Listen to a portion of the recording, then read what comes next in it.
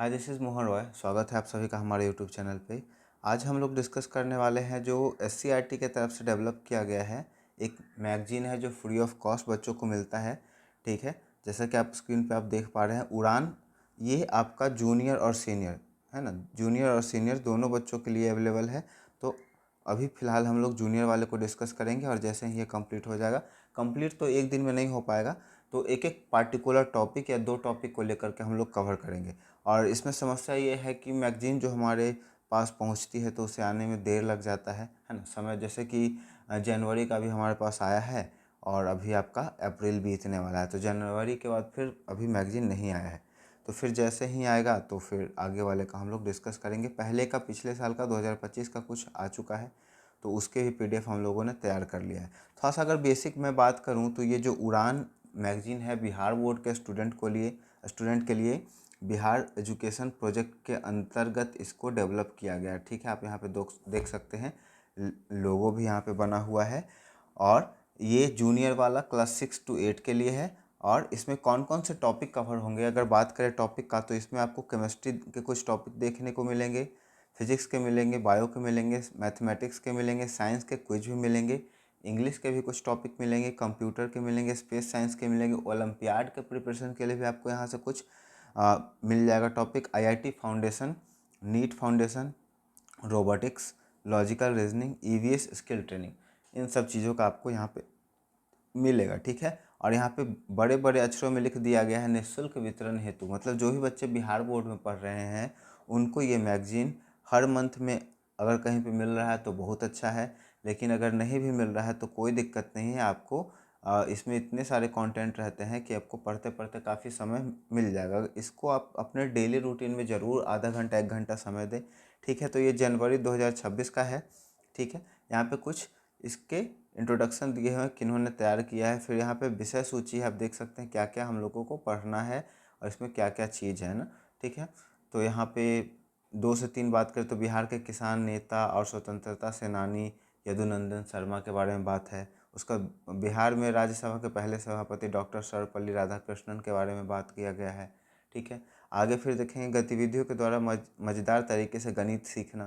तो इन इस तरह से बहुत ही इंटरेस्टिंग चीज़ इसमें इंक्लूड किया गया है। तो हम लोग सीधे चलते हैं समय बचाते हुए और सबसे पहले देखेंगे प्रेरक व्यक्तित्व। ये आपका मोटिवेशनल पर्सनैलिटी में दिया गया है किन के बारे में, पंडित यदुनंदन शर्मा। ठीक है, आपको अगर आवाज़ जा रही है तो थम्स अप कर दे, क्योंकि लाइव चैट में हम लोग रिप्लाई नहीं कर पाएंगे क्योंकि फ़ोन काफ़ी दूर पर है और डिस्ट्रैक्शन भी होगा, समय भी बर्बाद होगा। इससे बढ़िया है कि हम लोग आगे कंटिन्यू करें। ठीक है, तो यहाँ पे देख सकते हैं पंडित यदुनंदन शर्मा बिहार के किसान नेता और स्वतंत्रता संग्राम सेनानी।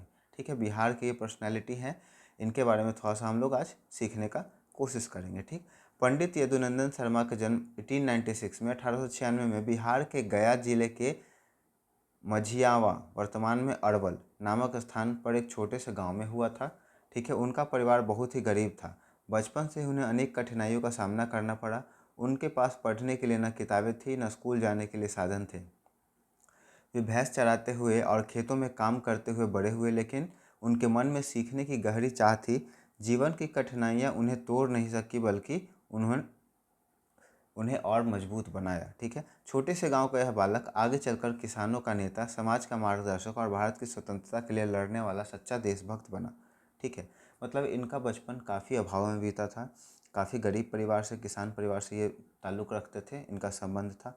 ठीक है, और जैसा कि आपको पता है अभी हाल फिलहाल के समय तक में भी बहुत जगह पे इलेक्ट्रिसिटी का ऐसा कोई प्रबंध था नहीं। अभी धीरे धीरे डेवलपमेंट हुआ है और काफ़ी तेज़ी से हुआ है इधर 10 साल में, आप कह सकते हैं। तो यदुनंदन शर्मा का जीवन यह दिखाता है कि अगर किसी व्यक्ति के मन में सच्ची लगन और निष्ठा हो तो वह कितनी भी बड़ी परिस्थितियों को बदल सकता है। ठीक है, अब आगे बात करते हैं शिक्षा और बढ़ता संकल्प, इसके बारे में। शुरुआत में यदुनंदन शर्मा निरक्षर थे। निरक्षर कहने का मतलब कि इनको अपना सिग्नेचर और नाम भी, मतलब कोई भी अक्षर जो नहीं पहचान पाए, जिसको आप कहते हैं पढ़ना सीखना नहीं जानते थे, यानी पढ़ना लिखना नहीं जानते थे। लेकिन उन्होंने अपने जीवन में कभी हार नहीं मानी। सन 1914 में वे बनारस गए और वहीं से उन्होंने अपना अक्षर ज्ञान शुरू किया। ठीक है, शुरू में उन्हें बहुत मुश्किलें आई, भोजन के लिए पैसे नहीं, रहने के लिए जगह नहीं, पर उन्होंने हिम्मत नहीं छोड़ी। ठीक है, हालात इतने ख़राब हो गए थे कि उनको खाने के लिए भी पैसा नहीं था, रहने के लिए जगह नहीं था, और फिर भी वो उन विपरीत परिस्थितियों में लड़ते रहें, परिस्थिति का सामना करते रहें। धीरे धीरे उन्होंने पढ़ाई में इतनी मेहनत की, 1919 में मैट्रिक की परीक्षा उत्तीर्ण कर ली। देखिए 14 साल में उन्होंने पढ़ना शुरू किया 1914 में, और 1919 में उन्होंने, मतलब 1914 में वो निरक्षर थे, उन्हें पढ़ना लिखना कुछ नहीं आता था, अक्षर का ज्ञान नहीं था, और 5 साल के अंदर उन्होंने इतना पढ़ाई किया, इतना मेहनत किया कि उन्होंने मैट्रिक का परीक्षा पास कर लिया। ठीक है, अभी के समय ऐसा नहीं था जैसा कि अभी बिहार बोर्ड में है कि 100 नंबर का है तो 50 नंबर का आपको ऑब्जेक्टिव दे दिया जाएगा। उस समय बहुत ज़्यादा सब्जेक्ट होते थे। मेरे मम्मी और पापा ने जब दिया था एग्ज़ाम तो वो बताते थे कि 9th क्लास का, 10th क्लास का, आपके भी अगर मम्मी पापा का एज हो रहा होगा तो उनसे पूछिएगा। पहले ना 9th और 10th क्लास का इंक्लूडेड रहता था, और 7-8 सब्जेक्ट होते थे, उनका एग्ज़ाम देना होता था। ठीक है, तो ये काफ़ी मुश्किल होता था उस समय। और उस समय समझ रहे हैं देश हमारा गुलाम था, सुविधाओं का कमी था, फिर भी इन्होंने मेहनत किया, और मेहनत कर करके 5 साल में जो पढ़ना लिखना नहीं जानते थे उसको इम्प्रूव करके वो उन्होंने क्या किया, मैट्रिक की परीक्षा पास करी। इसके बाद उन्होंने काशी हिंदू विश्वविद्यालय में स्नातक की पढ़ाई पूरी की। ठीक है, उसके बाद यहाँ पे नहीं रुके हुए, ग्रेजुएशन भी किए BHU में। यह बात बच्चों के लिए बहुत प्रेरणादायक है कि एक गरीब लड़का जिसने बचपन में भैंसें चराई, आगे चल कर के पढ़ाई में इतना आगे बढ़ा कि उसने विश्वविद्यालय से डिग्री प्राप्त की। यह सब अपने अटूट संकल्प, मेहनत और आत्मविश्वास का परिणाम था। ठीक है, किसान आंदोलन में सक्रिय भूमिका। अब इनका भूमिका किसान आंदोलन में कैसे इम्पोर्टेंट था ये हम लोग देखेंगे। यदुनंदन शर्मा ने अपने जीवन की सबसे बड़ी हिस्सा किसानों और मजदूरों के अधिकारों के लिए संघर्ष में बिताया।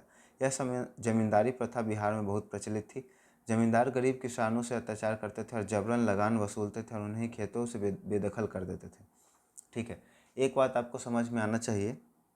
ठीक है, जितना हम लोगों को अंग्रेज़ों ने परेशान किया है, ठीक है, मुझे लगता है कि उससे ज़्यादा भारतीयों को भारत के ही लोगों ने परेशान किया है। जैसे कि यहाँ पे आपको ज़मींदार मिलेंगे। ठीक है, 1857 के विद्रोह के समय हम लोगों को कुछ जो मिलता है, जो सूद पे पैसा देते हैं ना, सूदखोर, है ना, उनका भी आपको कहानी पढ़े होंगे आप लोगों ने पढ़ा होगा तो, कि कैसे पैसा दे करके गरीब किसानों को वो शोषण करते थे, उन्हें परेशान करते थे, है ना। तो ज़मींदार काफ़ी परेशान करते थे। जैसे मान लीजिए अंग्रेज़ों ने कहा कि आप जाइए किसानों से 10 रुपया वसूल करके लेके आइए, है ना, तो ज़मींदार क्या करते थे, उनसे 50 रुपया, 100 रुपया लेने का कोशिश करते थे। बहुत ज़्यादा ही उनको, किसानों को टॉर्चर किया जाता था। ठीक है, आपने देखा होगा 3 तरह का व्यवस्था अंग्रेज़ों ने किया था, रैयतवाड़ी, महालवाड़ी, और ठीक है एक और कोई था जिसका जवाब आप ढूंढ सकते हैं, अगर पता है तो कमेंट में आकर कमेंट कर दे।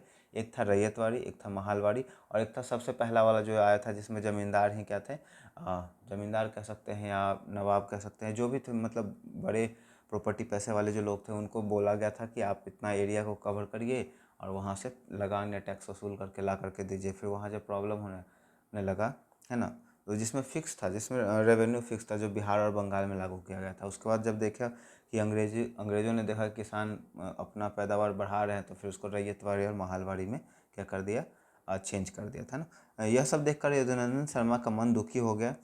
उन्होंने किसानों को जागरूक करने का काम शुरू किया और सिखाया कि अन्याय के खिलाफ एकजुट होकर आवाज़ उठाना जरूरी है। उन्होंने जगह जगह किसान सभाएं की और उन्हें संगठित किया। वर्ष 1938 और 1939 में उन्होंने प्रसिद्ध रेवाड़ किसान सत्याग्रह का नेतृत्व किया। तो यहाँ से ये आपके लिए पहला इंपॉर्टेंट हो जाता है कि इन्होंने किस किसान सत्याग्रह का नेतृत्व किया था। तो रेवाड़ा किसान सत्याग्रह का नेतृत्व किया, जो बिहार में किसान आंदोलन के इतिहास में एक मील का पत्थर साबित हुआ। इस आंदोलन ने किसानों को अपने अधिकारों के प्रति सजग किया और पूरे बिहार में जागरूकता की लहर फैली।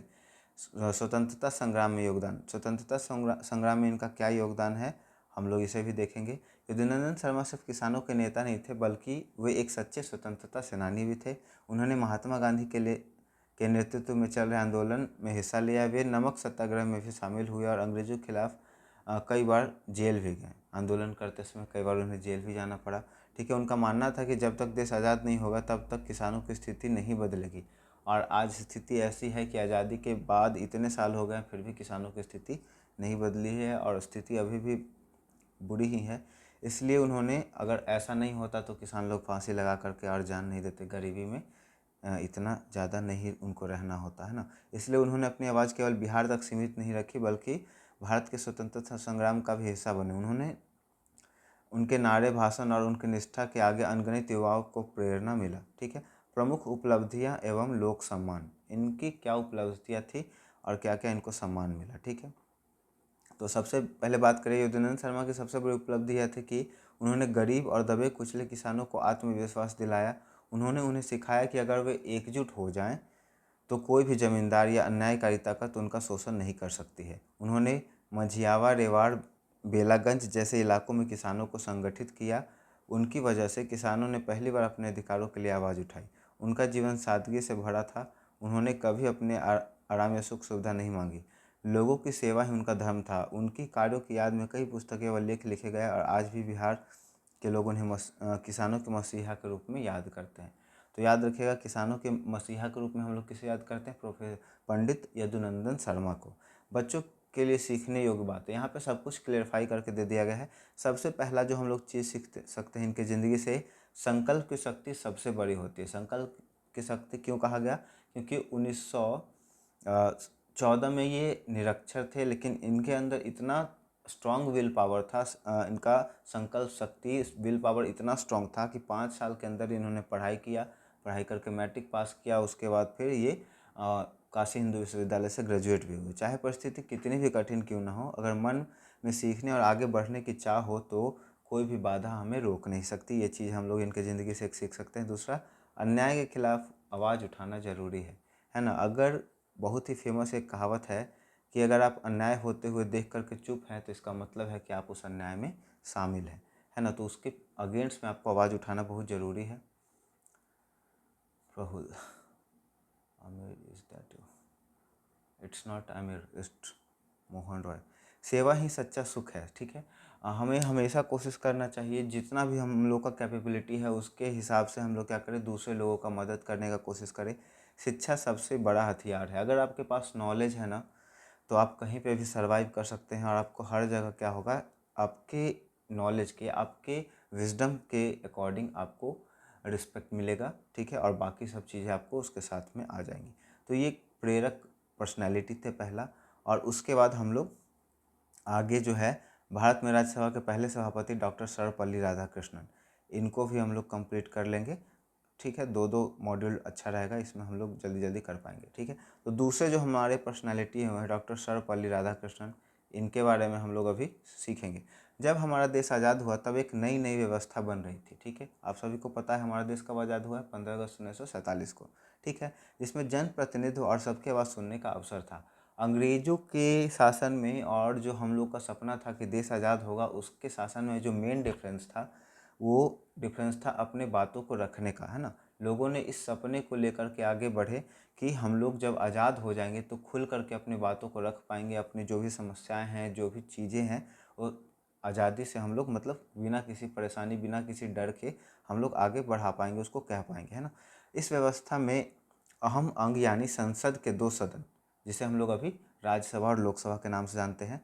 और राज्यसभा को कभी कभी स्टेट ऑफ काउंसिल या काउंसिल ऑफ स्टेट भी कहा जाता है, क्योंकि इसमें राज्यों का प्रतिनिधित्व होता है। ठीक है, और आप कमेंट बॉक्स में बता दें कि अभी इंडिया में कितने राज्य हैं टोटल मिला करके, जो प्रॉपर राज्य हैं और केंद्र शासित प्रदेश है, सब मिला करके ना।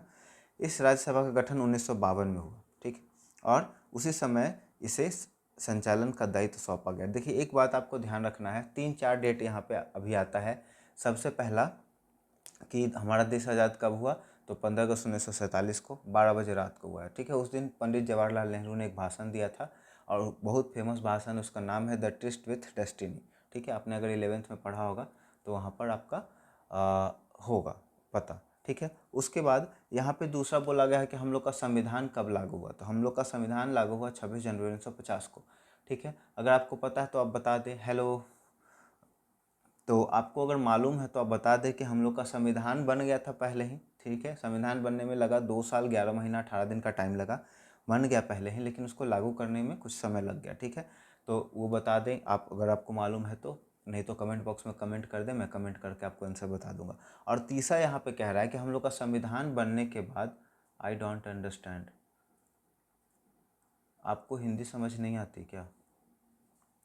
Beauty Geminis, if you don't understand Hindi then I will also talk in English but on other channel, क्योंकि this channel is only dedicated for the Bihar board student and ऐसा नहीं है कि आप इंडिया में अगर हैं तो आपको हिंदी ना आती हो। तो ये पॉसिबिलिटी नहीं है। बिहार बोर्ड के बच्चों को थोड़ा सा प्रॉब्लम होता है, तो कुछ समय लगेगा अभी, लेकिन धीरे धीरे ठीक हो जाएगा। ऐसा नहीं है कि प्रॉब्लम होता है तो उससे पार नहीं जाया जा सकता है। मैं भी बिहार बोर्ड का स्टूडेंट हूँ and I can on comfortable in both Hindi and English, okay ना। तो किया जा सकता है, ठीक है। तो आपको नहीं समझ में आता है तो फिर नहीं, अगर आ रहा है तो हम लोग करेंगे इसको फिर, क्योंकि इसमें ना बहुत सारे टॉपिक जो हैं यहाँ पर हिंदी और इंग्लिश में भी है। अगर आवाज़ का इशू आपको अगर आ रहा है तो मैंने बोला कि एजुकेशनल चैनल पर इसके PDF स्क्रीन के साथ जो मैं अभी रिकॉर्ड कर रहा हूँ, आपको जस्ट जैसे ही ये ख़त्म होगी सेशन उसके बाद मैं अपलोड कर दूँगा, तो वहाँ से आपको क्लैरिटी आ जाएगी, ठीक है। तो आगे हम लोग बढ़ते हैं। तो यहाँ पे कह रहा है कि संविधान लागू हो जाने के बाद यहाँ पे राज्यसभा और लोकसभा का दो जो सदन हम लोग का अभी है, जिसमें हम लोग का चलता है देश पूरा, उसका गठन किया गया। और ये कब किया गया था? 1952 में। याद रख सकते हैं, हम लोग का जो संसद का गठन है कब हुआ? 1952 में। इस सदन की खासी जिम्मेदारी थी विचार करना, सुझाव देना, देश के भविष्य को समझना। राज्यसभा अध्यक्ष का काम बहुत महत्वपूर्ण होता है। सदन की कार्यवाही सुचारू ढंग से चल सके, सदस्यों को सुनना, व्यवस्था बनाए रखना। इस भूमिका में देश भर के शिक्षक, दार्शनिक और राजकर्ता के रूप में प्रसिद्ध डॉक्टर राधाकृष्णन को बुलाया गया। शिक्षक दिवस इनके बर्थडे के दिन को हम लोग मनाते हैं ना, डॉक्टर सर्वपल्ली राधाकृष्णन। राधाकृष्णन का जन्म 5 सितंबर 1988 को हुआ था। तमिलनाडु के तिरुतनी नामक स्थान पर हुआ था। उनकी बचपन की पढ़ाई लिखाई में रुचि थी, उन्हें बचपन से ही अपने एजुकेशन में काफ़ी इंटरेस्ट था। उन्होंने मद्रास क्रिश्चियन कॉलेज से स्नातक और स्नातकोत्तर की पढ़ाई की। दर्शन शास्त्र यानी फिलॉसफी में उनका मन बहुत लगा। उन्हें यह एहसास हुआ कि स्कूल कॉलेज की पढ़ाई सिर्फ जानकारी नहीं बल्कि सर्वांगीण विकास का जरिया है, विचारों को समझने, चरित्र बनाने और समाज के प्रति जिम्मेदारी उठाने का रास्ता है। अब देखिए, जब हम लोग क्लास में जाते हैं या पढ़ाते हैं, या जब भी हम काफ़ी लंबा एक्सपीरियंस हो गया मुझे पढ़ाते पढ़ाते, तो बच्चे एक सवाल करते हैं ना, और काफ़ी अच्छा सवाल है, बच्चों को पूछना चाहिए। और जो भी यहाँ पे अगर टीचर हैं या जो भी बड़े लोग हैं, पेरेंट्स हैं बच्चों के, अगर वो देख रहे हैं वीडियो या आगे चल करके देखें, तो इस बात का ध्यान आप ज़रूर दें। बच्चों को ना सवाल पूछने से कभी ना रोकें। सवाल पूछना उनके अंदर बहुत ज़्यादा ज़रूरी है। क्यूरोसिटी बढ़ा करके रखेगा उनके अंदर। खोजने की एक एबिलिटी हमेशा बनी रहेगी। जैसे ही आप उसको दबाना शुरू करेंगे ना, तो धीरे धीरे बच्चे पूछने शुरू छोड़ देंगे। उसके बाद फिर वो खोजना ढूंढना जब आप छोड़ देंगे, फिर वही रटनाने वाला सिस्टम चालू होगा, और फिर बहुत ज़्यादा समस्या आगे चल करके बच्चों को सामना करना पड़ेगा, ठीक है। तो यहाँ पे कह रहा है कि सर्वांगीण विकास। तो बच्चे एक सवाल पूछते हैं कि जब एक टीचर सिर्फ एक ही सब्जेक्ट पढ़ाते हैं तो बच्चों को इतना सब्जेक्ट क्यों पढ़ना पड़ता है ना। काफ़ी अच्छा सवाल है, ठीक है। तो उन बच्चों के लिए मेरा जवाब है कि आप जब पढ़ रहे हैं उस स्टेज से हम लोग भी आगे निकल कर के आए हैं। तो जो भी टीचर पढ़ा रहे हैं, अगर कोई एक पार्टिकुलर सब्जेक्ट ही पढ़ा रहे हैं, तो इसका ये मतलब थोड़ी है कि वो उन्होंने अलग अलग सब्जेक्ट को नहीं पढ़ाया, वो भी पढ़ें, ठीक है। अब सब्जेक्ट अलग अलग पढ़ाया क्यों जाता है, यहाँ पे देखिए, यहाँ पे क्लियरली मेंशन है कि बच्चों के सर्वांगीण विकास। सर्वांगीण मतलब ओवरऑल डेवलपमेंट। ऐसा ना हो कि आप जब पढ़ करके निकलें तो आप साइंस, अगर सिर्फ आपको इंटरेस्ट है तो साइंस ही पढ़े और बाकी सब्जेक्ट के बारे में आपको कोई नॉलेज नहीं है ना। वो एक्सेप्शनल में कोई एक आध हो जाता है, जैसे रामानुजन हो गए थे, है ना। उनको इतना मैथ पसंद था कि मैथ में टॉप करते थे 100 में 100, बाकी नंबर उनका कम आ जाता था, ठीक है। तो वैसा है तो ठीक है, कर सकते हैं आप कंटिन्यू, लेकिन सभी हल्का फुल्का हर एक चीज़ का नॉलेज होना ज़रूरी होता है ना। वे केवल शिक्षक नहीं बल्कि एक विचारक भी थे। उन्होंने माना कि शिक्षा का उद्देश्य न केवल नौकरी पाना बल्कि बेहतर इंसान बनना है। ये लाइन आप मेंशन करिए, अंडरस्टैंड करिए बहुत अच्छे से, इसको आत्मसात कर लीजिए, दिल में उतार लीजिए। आज जो भी समझ में आता है इससे प्यार कर लीजिए। आपको क्या समझना है कि एजुकेशन का मेन पर्पस सिर्फ और सिर्फ नौकरी कर लेना नहीं है, बल्कि जब आप पढ़ करके निकले ना, तो एक बेहतर इंसान बने, है ना। जैसे मैं अपनी अगर बात बताऊं, तो जब मैं पढ़ रहा था 8 क्लास में मैं था, तो संस्कृत के बुक में ना काफ़ी अच्छे अच्छे श्लोक होते हैं, ठीक है। तो आप संस्कृत जब पढ़ रहे होंगे तो श्लोक आपको मिलेगा। तो उसमें एक श्लोक था जो मुझे काफ़ी पसंद आया था। मैं श्लोक दोहरा दूं, याद है मुझे वो। श्लोक ऐसे था: मातृवत परदारेषु परद्रव्येषु लोष्टवत आत्मवत सर्वभूतेषु यः पश्यति स पंडित, ठीक है। इसका अर्थ ये होता है कि अगर कोई दूसरे के स्त्री को माता के समान, दूसरे के धन को मिट्टी के ढेले के समान समझता है, और दूसरे लोगों को, चाहे वो जानवर हो, पेड़ पौधा हो या जो भी हो, उसको खुद के समान, जैसे कि मान लीजिए कि आपको चोट लगे तो दर्द, और दूसरे को आप मार करके खा जाएं तो कोई दर्द नहीं, है ना, ऐसा। तो कहने का मतलब है कि दूसरे को अपने समान समझे, वही असली रूप में क्या है, पंडित है। बाकी सब क्या है, मोह माया है। ठीक है, इस कारण से 5 सितंबर को हमारा देश शिक्षक दिवस के रूप में मनाते हैं। तो इन्हीं के जन्मदिन को हम लोग शिक्षक दिवस के रूप में मनाया जाता है, टीचर डे के रूप में मनाया जाता है, क्योंकि उन्होंने कहा था कि उनके जन्मदिन पर कुछ करना है तो शिक्षक शिक्षण को सम्मान देना चाहिए। ठीक है, उनका ये मानना था कि अगर उनके लाइफ को मेमोरेबल बनाना है, उनको अगर उनको याद करना है अच्छी चीज़ों के लिए, तो शिक्षकों को रिस्पेक्ट दें, है ना। तो ये ज़रूरी हो जाता है, एक स्वस्थ सोसाइटी बनाने के लिए एक रिस्पेक्टफुल इन्वायरमेंट ज़रूरी है टीचर के लिए। ठीक है, जब सन 1952 में भारत की संसद का औपचारिक शुरुआत हुई, तब राधाकृष्णन को पहले उपराष्ट्रपति और राज्यसभा के पहले सभापति के रूप में नियुक्त किया गया। ठीक है, तो देश के आज़ाद होने के बाद उनको 2 कार्यभार मिला। पहला, वो उपराष्ट्रपति बने, आगे चल कर के वो राष्ट्रपति भी बने, और राज्यसभा के पहले सभापति भी बने वो। ठीक है, इस भूमिका में उन्होंने न सिर्फ परंपरागत नियमों का पालन किया, बल्कि सदन को विचार मंच के रूप में खड़ा किया। ठीक है, आगे हम लोग देखेंगे। सदन की कार्यवाही में उन्होंने सदस्यों को समझाने की मदद की कि बहस केवल सवाल जवाब नहीं, ठीक है, बल्कि देश की भलाई के लिए सुझाव देना है। जब हम लोग बहस करते हैं किसी से, तो हम लोग क्या करते हैं, बस एक दूसरे का बात काटते हैं, है ना। सदन में भी बहस होता है, तो बहस एक पॉजिटिव रूप में भी किया जा सकता है ना। एडवाइस लेना है, या कोई अगर आपको बता रहा है कि आप में ये गलती है, आप में ये कमियां हैं, तो आप उसको निगेटिव तरीके से ना लेकर के उसको पॉजिटिव वे में ले सकते हैं। ठीक है, तो आगे चलते हैं। बल्कि देश की भलाई, ठीक है, उन्होंने शांत, संयमित और विनम्र तरीके से सदन को संचालित किया। उन्होंने विश्वास जगाया कि लोकतंत्र केवल वोट देने का नाम नहीं है, बल्कि प्रत्येक नागरिक की सोच, समझ और भूमिका इसमें शामिल है। ठीक है, हम लोग को 5 साल में एक बार मौका मिलता है एक ऐसे प्रतिनिधि को चुनने का जो हमारे देश का, हमारे पूरे ओवरऑल एजुकेशन हो, हेल्थ हो, हर चीज़ को क्या करे, आगे बढ़ाने का मौका मिलता है। लेकिन हम लोग बहुत सारे अलग अलग चीज़, जैसे जाति के नाम पे, धर्म के नाम पे वोट करके क्या कर देते हैं, अपने कीमती बदलाव का जो आप ताकत कह सकते हैं, उसको हम लोग बर्बाद कर देते हैं ना।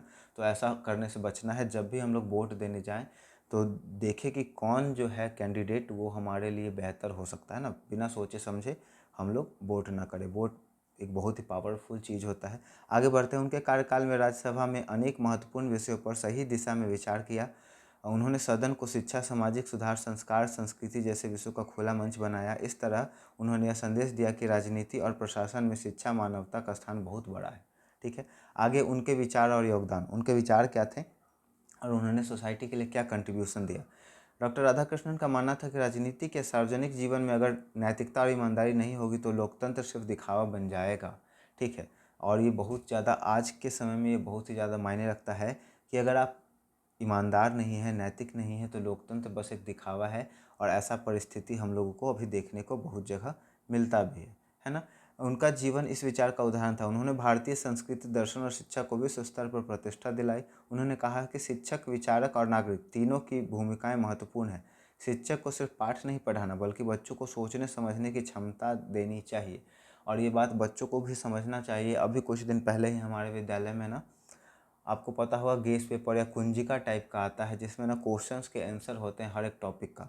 ठीक है, अब वो बुक बेचने वाले आए हैं, उनका बिजनेस है, वो क्लास में आए, बच्चों से डिस्कस किए कि ये बुक है, आप ले सकते हैं। अब बच्चे उसको समझने के लिए यूज नहीं करते हैं। अगर बच्चे यहाँ पे देख रहे हैं तो इस बात को सुनेंगे ध्यान से। बच्चे क्या करते हैं, उससे direct question answer note down करते हैं, या तो उसको रट जाते हैं, नहीं तो कुछ हद तक बच्चे उससे चोरी भी करने की कोशिश करते हैं एग्ज़ाम में। ठीक है, आपको समझने का ज़रूरत है। आप जो पढ़ रहे हैं, ये आपका मेंटल एबिलिटी बढ़ाने के लिए है, आपका ओवरऑल डेवलपमेंट करने के लिए, ना कि नंबर लाने के लिए। पढ़ाई कभी नंबर लाने के लिए होता ही नहीं है। ठीक है, इस बात को आपको समझना चाहिए। ठीक है, तो यहाँ पे वही बात ये समझाने का कोशिश कर रहे हैं कि जो हम लोग पढ़ाई कर रहे हैं, बच्चे जो पढ़ रहे हैं, पढ़ाने का हम लोग कोशिश कर रहे हैं, ठीक है, वो बच्चों को सोचने समझने की क्षमता बढ़ानी चाहिए, ना कि उनको सिर्फ नंबर तक ही सीमित कर देना है। उनका योगदान सिर्फ राजनीति तक सीमित नहीं था। उन्होंने शिक्षण संस्थान, विश्वविद्यालय, प्रबंधन, दार्शनिक सोच जैसे अनेक क्षेत्रों में काम किया। उनका संदेश था, ज्ञान से बड़ा कोई मूल्य नहीं। ठीक है, उनका मानना था कि सबसे बड़ा जो दुनिया में चीज़ है, वो क्या है, वैल्यूएबल चीज़ नॉलेज होता है। और शिक्षा का उद्देश्य सिर्फ परीक्षा पास करना नहीं, बल्कि समाज में सकारात्मक बदलाव लाना जरूरी है। एक बहुत ही इंटरेस्टिंग चीज़ मेरे थॉट माइंड में आता है मेरे। ठीक है, लोग परेशान होते हैं, ठीक है, किस चीज़ से, चोरी होता है, ठीक है, उससे हमेशा इधर उधर आप देख सकते हैं कि चोरियाँ होते रहती हैं। जैसे ट्रेन में जा रहे हैं, मोबाइल छीन लिया कोई, ठीक है। रोड पे जा रहे हैं, कहीं पे आपने बाइक लगाया, साइकिल लगाया, चोरी हो गया, ठीक है। तो मैं सोचता हूँ कि अगर ये चोरी हो रहा है तो इस चोरी के सामान को ख़रीदने वाले ही कुछ लोग होंगे जो इसको ख़रीद रहे हैं, ठीक है। मान लीजिए कि मेरे पास साइकिल नहीं है और मैं साइकिल ख़रीदना चाहता हूँ। एक साइकिल आया 2500 का, मेरे पास पैसा नहीं है, कैपेबिलिटी नहीं है कि मैं 2500 का साइकिल खरीदूँ, ठीक है। जस्ट एग्जांपल, मैं किसी और का एग्जांपल नहीं ले सकता हूँ क्योंकि लोग बुरा मान जाते हैं, तो मैं खुद के लिए एग्जांपल लेकर के चलता हूँ। अब इसमें दो कंडीशन, या तो मेरे पास पैसा नहीं तो मैं उसके लिए मेहनत करूँ और जब मेरे पास आ जाता मैं उसे लूँ।